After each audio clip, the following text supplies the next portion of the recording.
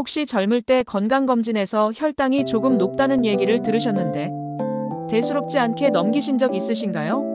오늘은 바로 그 작은 신호가 눈과 발을 망치는 무서운 결과로 이어질 수 있다는 이야기를 드리려고 합니다.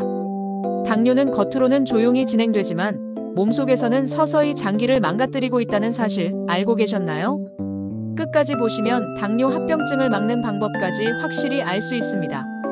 서울대 의대와 분당서울대병원 공동 연구에 따르면 당뇨 초기 환자의 35%가 이미 망막 손상 초기 징후를 갖고 있다고 밝혔습니다.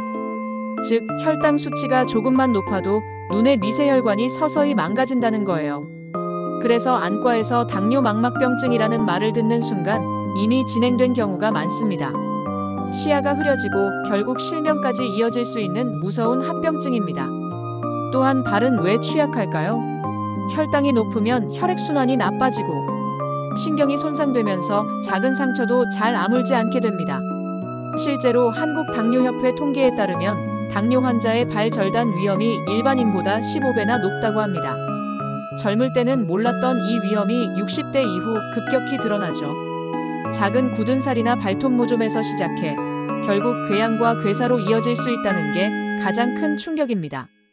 그렇다면 눈과 발을 망치는 습관은 무엇일까요? 첫째, 혈당을 체크하지 않고 방치하는 겁니다. 나는 괜찮겠지 하고 외면하는 사이에 혈관은 계속 손상됩니다. 둘째, 달고 기름진 음식을 자주 섭취하는 습관입니다.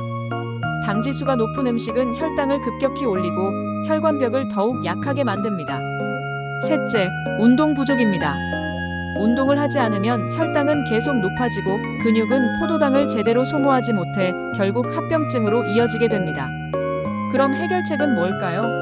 첫째, 정기적인 혈당 체크입니다. 집에서 아침 공복 혈당을 재는 것만으로도 변화를 바로 알 수 있습니다.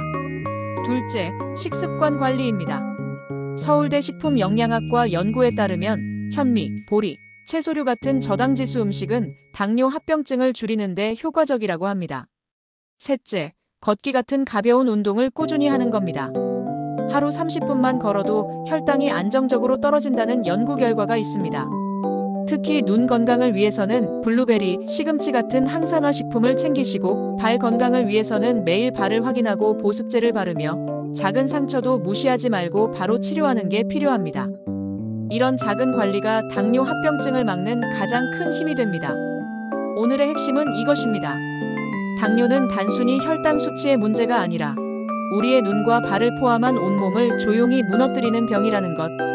젊을 때 몰랐던 이 충격을 이제라도 알고 실천으로 바꿔야 합니다. 영상이 도움이 되셨다면 구독과 알림 설정 꼭 부탁드립니다.